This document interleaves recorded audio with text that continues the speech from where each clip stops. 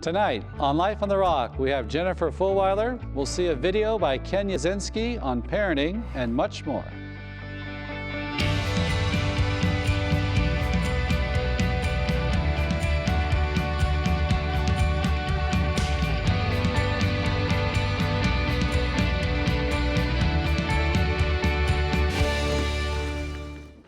Well, welcome to Life on the Rock. Tonight our guest is Jennifer Fulwiler. She's a wife, a mother, an author, a radio show host, and a former atheist. She's going to tell us about her latest book, One Beautiful Dream, which gives an account of the writing of her first book and also balancing her work life during this time as a radio show host and an author, and raising her kids, homeschooling her kids, and how she balanced that. And she learned she had to accept help, to be humble, and following God's plan in her life wasn't just something she did isolated, but in communion with others and receiving help from others. We now go to a video by ytsync-en on parenting. All right, here we go. Hi guys, this is ytsync-en from CatholicSpeaker.com, and this is Janelle Ytsync-en. And today we're going to chat about one parenting tip.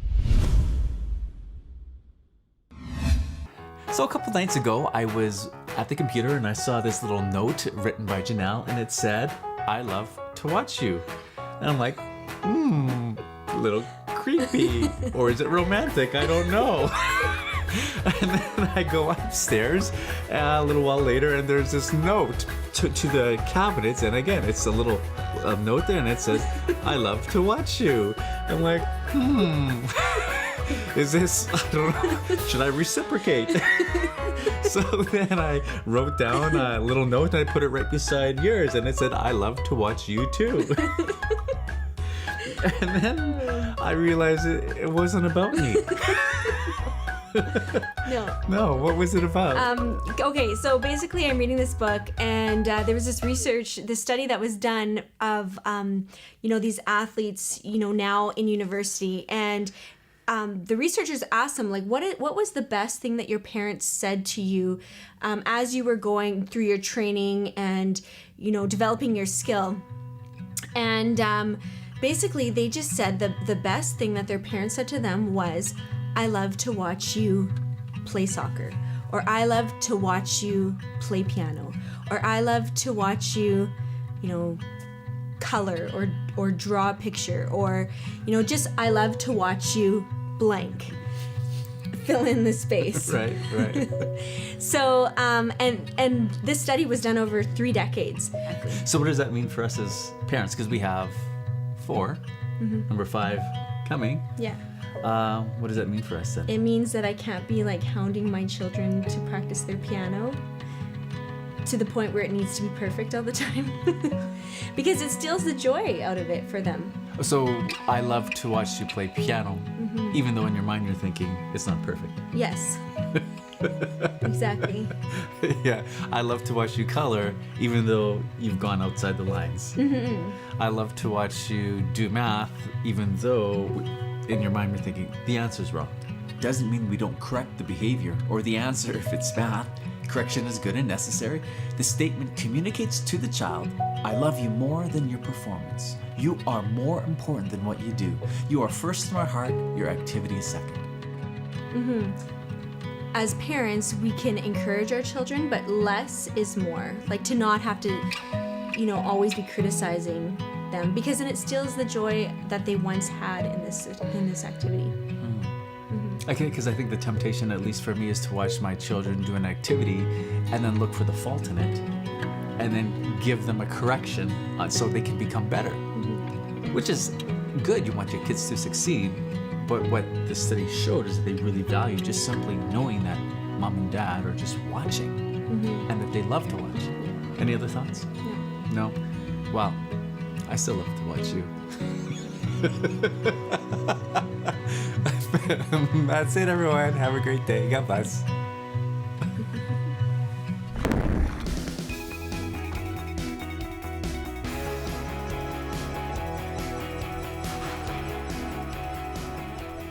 Welcome, Jennifer Fulwiler, to Life on the Rock. So good to be back. Yeah, it's good to see you. And we were just talking about your book, Something Other Than God. Was 2014. You burst onto the scene. It was a You're certainly all over EWTN. I think every show possible had you. And then your latest one, Beautiful Dream. Tell us about that book. That One Beautiful Dream, it's funny, it is actually the story of me writing something other than God. So my first book, as you know, we came on here to talk about it. It was the story of growing up atheist and becoming Catholic. And I really felt called to tell that story, to write that book, but I wrote it in the midst of having 6 babies in 8 years. And we're a homeschooling family, and so obviously I had my hands very full at home. Yeah. So this new book, One Beautiful Dream, is the story of me asking those questions when you feel called to do something, when God has given you some kind of passion, something you want to do, but you have duties, you have your primary vocation as a husband or as a wife, or in my case a mother. How do you balance it? How do you make that all work? And so my new book tells that story. Yeah. I've got a friend of mine who's Protestant. He did like mission work in Korea, moved the whole family to Korea. I said, I don't even see that so much in the Catholic Church, but you're talking about involving everyone in the mission. They all, right? Yeah, I think that our individualistic American culture tells us that if you have any kind of dream, a personal dream or something that you feel God telling you to do, that should be a very isolated, individual endeavor. And that is really not the Catholic view. And that's something that it took me a while to understand, that we are all supposed to live in community, in communion with God, with one another. And that really transformed my experience of following this call when I realized I'm supposed to do this with my family, bring them into it, make it a family mission, and then share in my husband's mission and my children's mission. And that transformed everything when I started thinking as a family instead of thinking as an individual. You know, I remember one time talking to you a couple years ago too, you were very much had a heart for like homeschooling moms, imprisoned in their homes almost with all the kids. In our culture, we move so much. I know it's worse transient. Yeah. We don't have a lot of bonds, a lot of family around us, Right. not much support. Did you find a solution for that? You were working on it. Boy, you know, I think this is the $1 million question, you know, for so much of family life. I would even say for Catholic culture in general, we have a generation of women who are excited to be wives and mothers and do the family thing, but like you said, they are crushingly lonely. And it is hard to live out a life of faith, especially, you know, when we live in this culture that's not super friendly to Catholic beliefs. It is hard to swim upstream when you feel like you're doing it alone. So the bad news is I have not found the perfect solution. However, since the last time we talked, there are so many great new ministries and initiatives that are at the parish level, at the national level, trying to connect families, but especially women, with one another. So I do see progress being made, but I do like to affirm women who are out there raising kids that if what you are doing feels hard, it's because it is hard. You are living in a difficult time and place in history to be raising a Catholic family, and so don't beat yourself up too much if it feels hard. Yeah, like in times past, there was just more connection, more community in the parish and all this. What has kind of worked for you? What has helped you personally in that? Okay, here's my biggest thing. Asking for and accepting help. I used to think, you know how there's the old fable of the person they were on their roof and the flood is coming up and they're praying, Lord, help me, and a helicopter comes by and they reject it, and a boat comes by and they reject it, and they say, Lord, why aren't you helping me?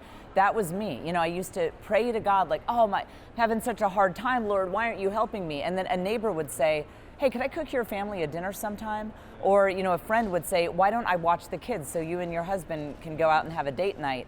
Every time I'd say, oh no, I couldn't. Oh, I couldn't. I finally realized God was trying to answer my prayers. He was trying to help me, but I was too prideful to let other people come into my life and see my mess. It was pride.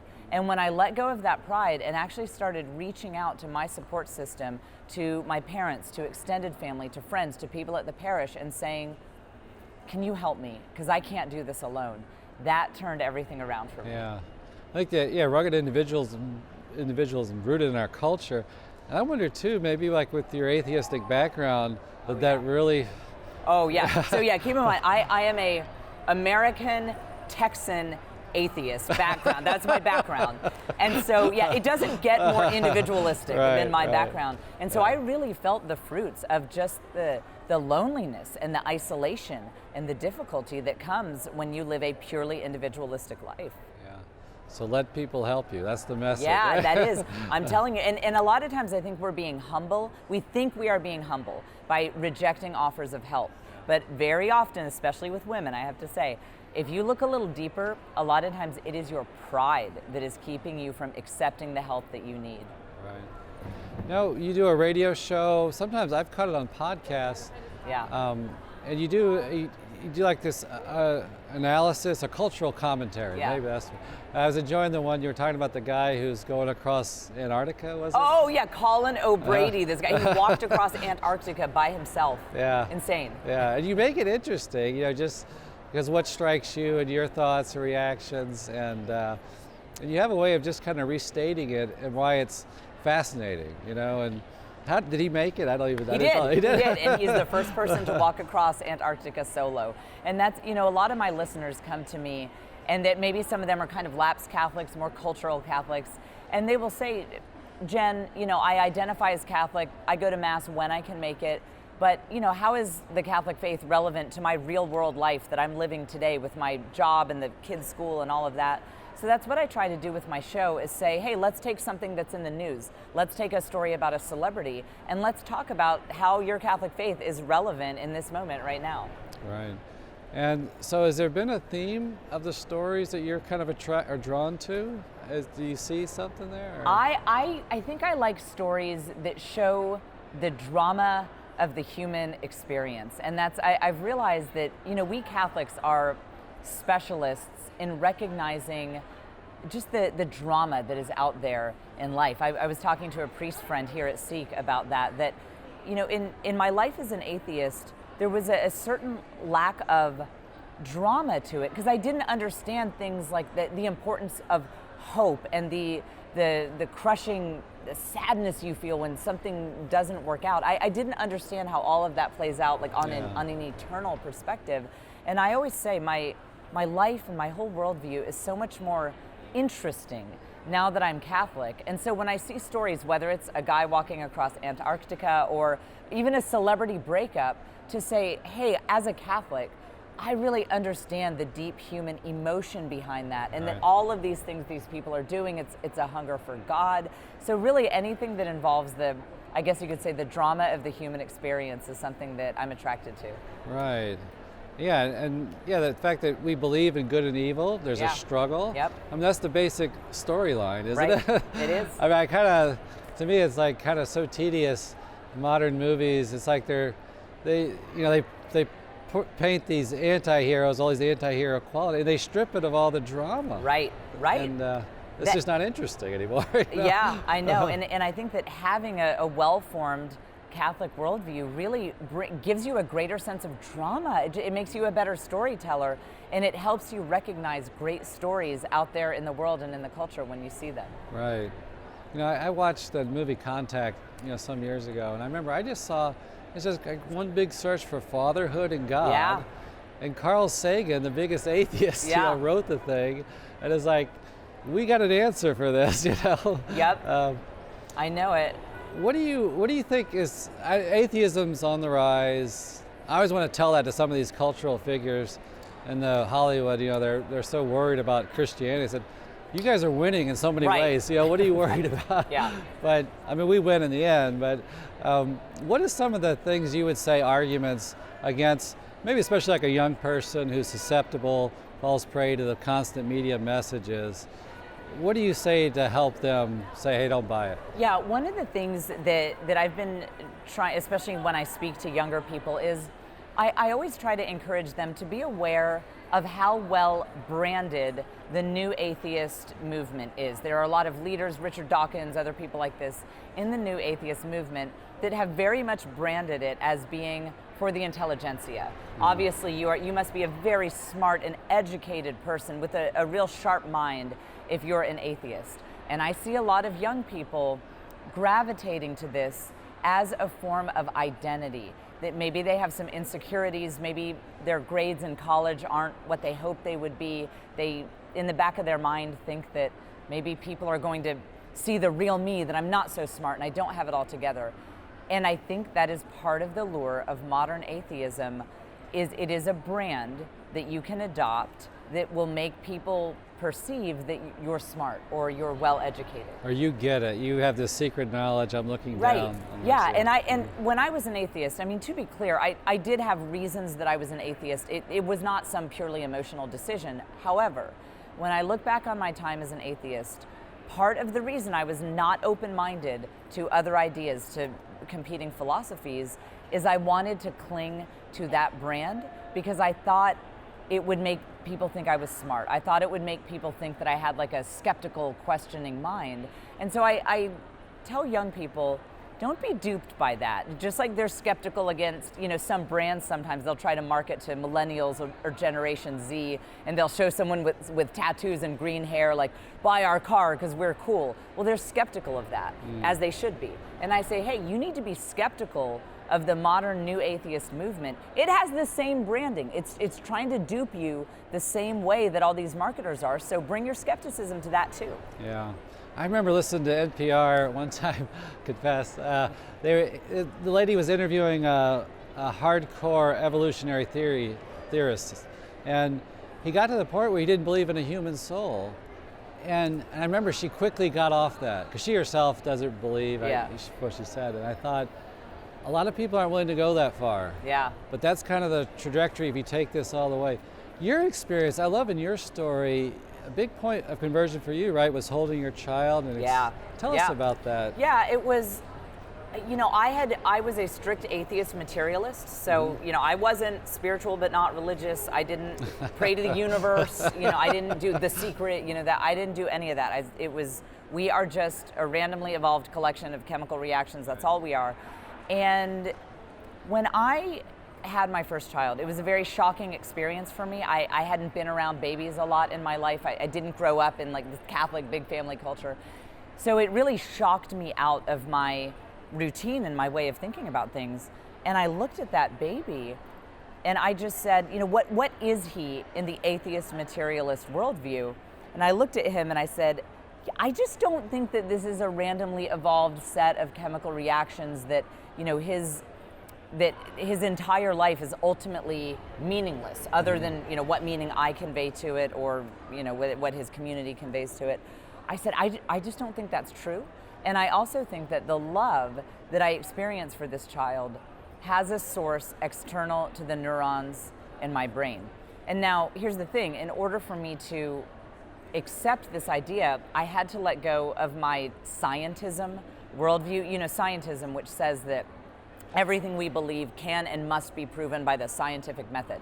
This is a dumb idea that pretty much no one in history has ever thought was a good way to evaluate truth, but it's very popular now. I only believe what I can prove scientifically. Yeah. And in that moment with my son, when I encountered this love and said, no, I can't prove it in a laboratory, but this love is real and it's external to the material world, I realized, we believe things all the time that can't be proven in a laboratory. And maybe I should be open to truths that exist, that there is evidence for, but there might not be proof, like scientific proof for. And that was the big thing that I let go of in that moment with my child. Have you had any converts or yourself, or really, people read the book, say, yeah, I've heard from a lot of people actually who, they're in different places. I mean, some people outright say, I read your book and I entered the church and I am now Catholic. And then other people say, I'm interested. Where can I learn more? What are some other resources? I always tell them EWTN, of course. And I've heard from a lot of people. It's very encouraging. I think that experience you write about is, so many people have had that. Yeah. I think that's just great. I mean, it's just a great explanation for the existence of God. But thank you so much. Yeah, this has been a pleasure. Thank you. All right, take care.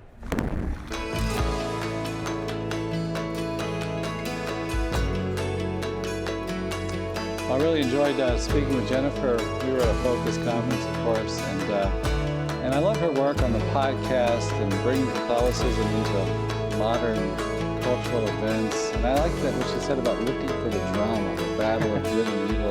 But we all know that struggle. We do. And really today, and some of the struggles that she was really talking about is that a lot of times there's this overwhelming amount of skepticism projected on our culture, especially towards religion and even our faith in particular. that it's always trying to pull us away and kind of even brand us as unintelligent because we Right. believe, in Jesus Christ, or we Yeah. believe in confession or whatever. And that's something that we have to really encounter today in our world today. And I think as we do face these challenges, we need a lot of help and we need a lot of assistance. Right. We stand on the shoulders of giants. The Catholic tradition is a rich one. Got a lot of smart people in the We do. church. over St. the years. Augustine, St. Thomas Yeah. Aquinas, Blessed Yeah. John Henry Newman. John Paul II, John Paul recent II, memory, yeah. Benedict, Pope Benedict, just brilliant minds. So don't anybody push you around and think, Christianity is for dumb people. I also like Ken Yazinski's parenting video about, how these successful athletes talked about the best thing their parents did was they would just tell them, I love to watch you. It wasn't this focus Right. on performance. And I think that weaves into what Jennifer's talking about as well, because we can get so focused on performance, not doing God's will, but how we look. Am I doing well? Am I, I've got to do it. It's almost like we get caught up in an image. Yeah. And our image is really to surrender all to Christ. Right. And God does call us to be Yeah. perfect and to be holy. But so often we do fall short. Right. We may not Yeah. be the best piano player or what have you, but our parents still love us regardless. Yeah. Yeah, and that Christianity can help us so much because we're children of a loving Father. So I don't have to perform perfectly.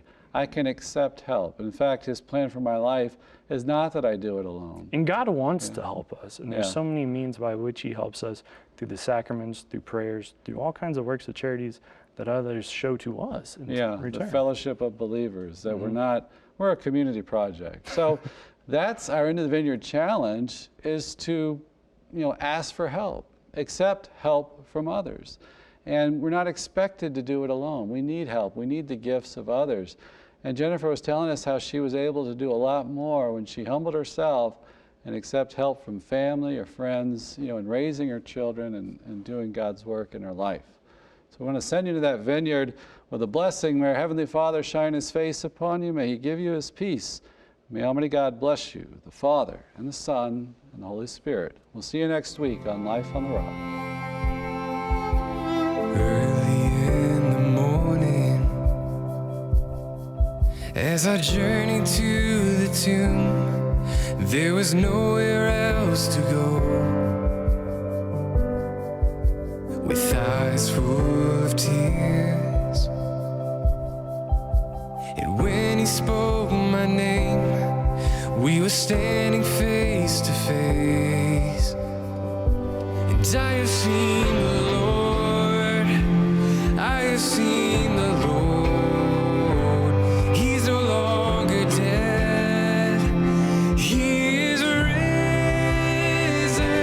I have seen the Lord, I have seen the Lord. He's no longer dead, He is risen up again. For many days I followed, these eyes have seen Him die, these eyes have seen Him rise. He cast away my sin. By the saving grace of God, it is Christ who changed my life. And I have seen the Lord, I have seen the Lord. He's no longer dead, He is risen. I have seen the Lord, I have seen the Lord. He's no longer dead, He is risen up again.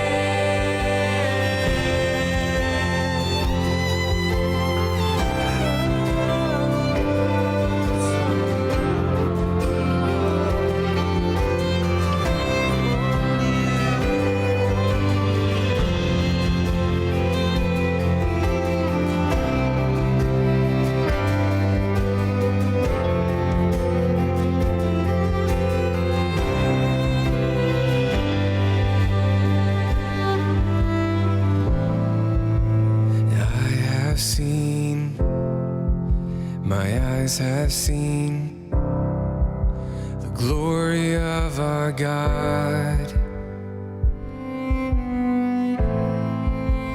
I have seen, my eyes have seen the glory of our God. And I have seen, my eyes have seen the glory of our God. And I have seen, my eyes have seen the glory of our God. I have seen the Lord